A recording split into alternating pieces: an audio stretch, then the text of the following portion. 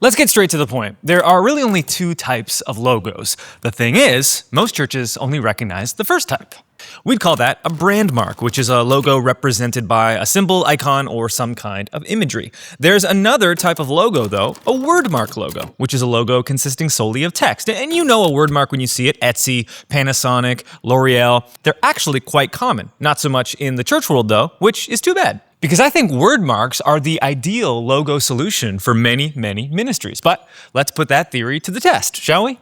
I'm in the Baltics right now, a trio of countries on the eastern coast of the Baltic Sea. That's Estonia, Latvia, and Lithuania. As we visit each country, I'm going to make a new wordmark logo for a church in the neighborhood we're staying. I'll share the entire process with you. I'm not using AI, and I'm not using any paid tools. So we're going to do this for free, and then you can decide if these logos are worthy of a church.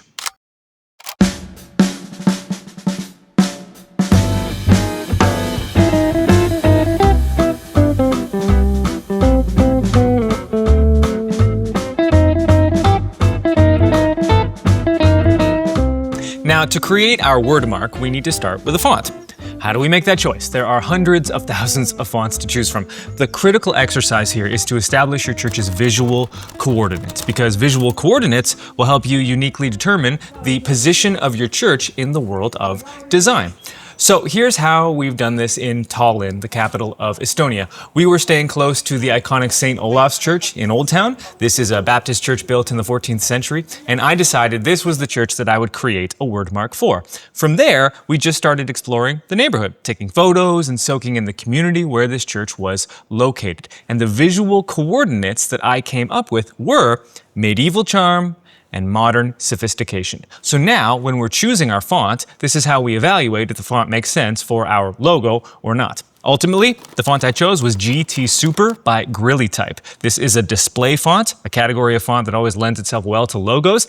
And I knew I wanted a serif font once I had cemented my visual coordinates of medieval charm and modern sophistication. Why? Well, because serif fonts, which you can recognize by these small strokes or extensions at the end of characters, got their roots in ancient Roman text, which, predates the medieval period, but obviously there's that anchor to many centuries ago. And then for personality, serif fonts typically project the feelings of trustworthy, elegant, sophisticated, perfectly paired with our visual coordinates. And so here's the logo that I came up with. You'll have to forgive my lack of apostrophe in the word Olaf's. I used the trial version of the font to create this sample mock-up, which did include the period for the word saint, but not the apostrophe for the word Olaf's. This gets to the question, though, of licensing with word marks. If I wanted to use GT Super to create my logo, that is permitted in their licensing. I used two different font weights here. Each one costs $75, brings the total cost to $150. If I wanted to make this a $0 font logo, I could go with Ivy Presto Display, an Adobe font, or DM Serif Display would be the Google Fonts free alternative. I also need to show love to the Estonians. When they heard that we were coming, they got in the DMs and then coordinated an entire gathering for us where we got to talk about creative ministry in church. It was so fun meeting everyone there. Thank you for the kind hospitality. Virtually any country we visit, there are churches and people that want to host us and meet up and talk shop. Honestly, one of the coolest parts of my job. If and when I visit your country or region, hope we can do the same.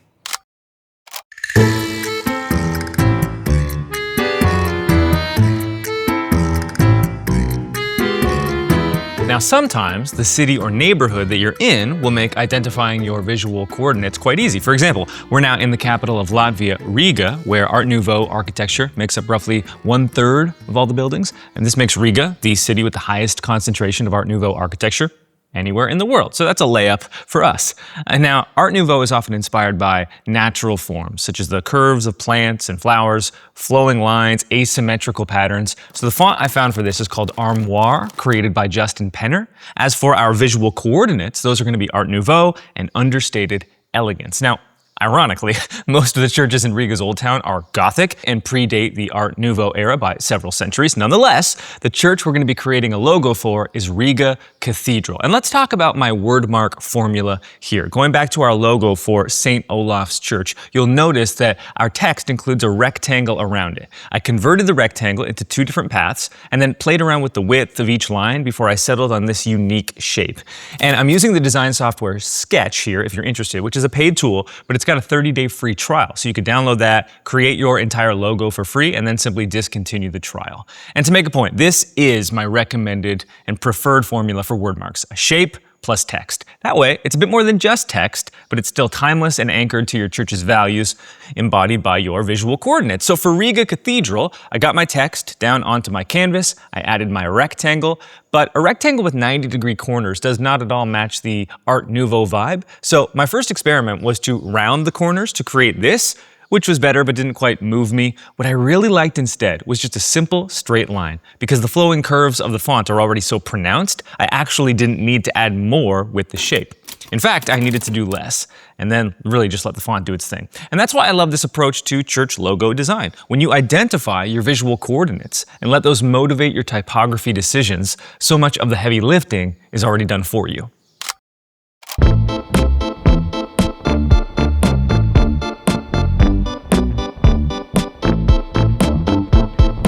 Now, I can hear the comments coming for me already. Brady, my church is not in a centuries-old European city famed for its architecture. How do I find my ministry's visual coordinates? Don't worry, I got you. My first preferred way is very simple. Think about the people that your church is wanting to reach, and then ask yourself these questions.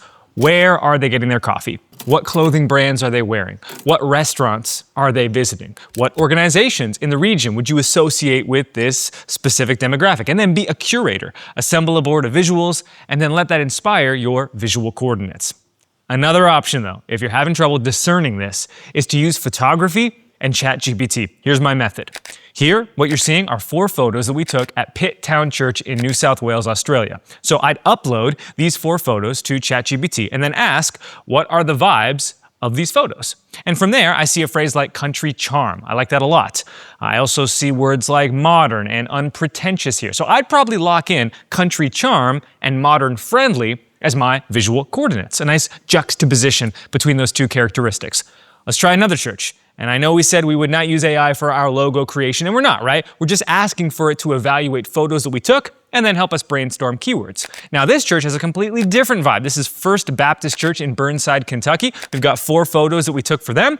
In terms of visual coordinates, the first one is right there for us in the ChatGPT response. It's clear in the decor and architecture of this building, historic Americana. And then let's go with timeless reverence. Last church, this is Trinity Church in Nebraska. 4 photos we took for them as well. Beautiful building, striking architecture.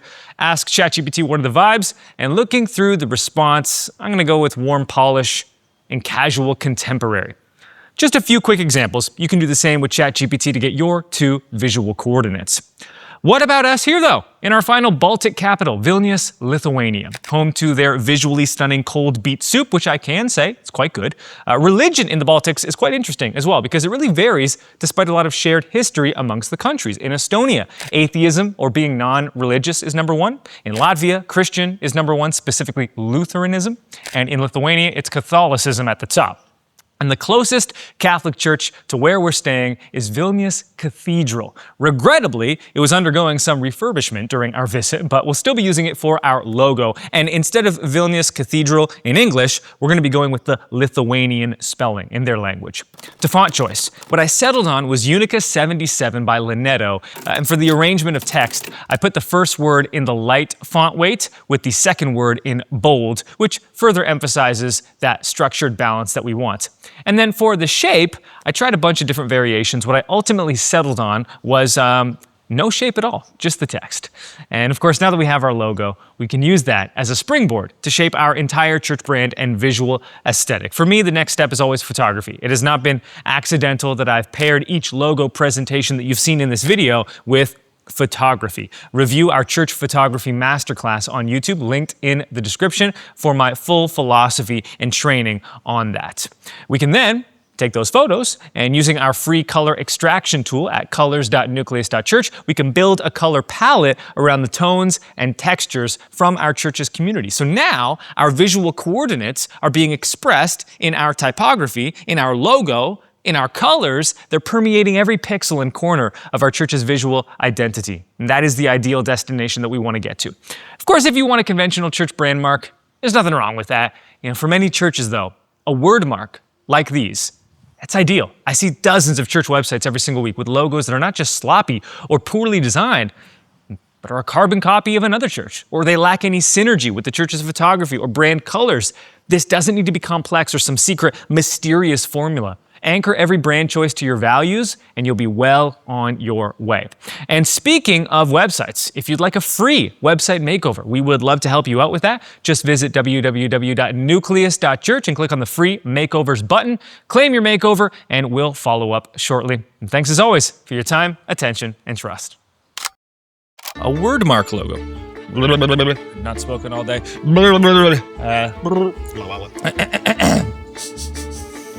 Okay.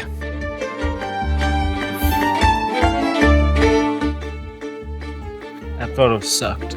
Because I think word marks are the ideal solution for many, many mysteries. But let's put that to too. See what I mean? I was just thinking of coffee that wasn't from the Radisson. It wasn't from the Radisson. That was from an independent cafe. Yeah, there was a strong tie. Wasn't that good coffee? My coffee was good. Wasn't too bad, yeah. Okay, first of all, Mr. Coffee. Because I think word marks. Deal solution.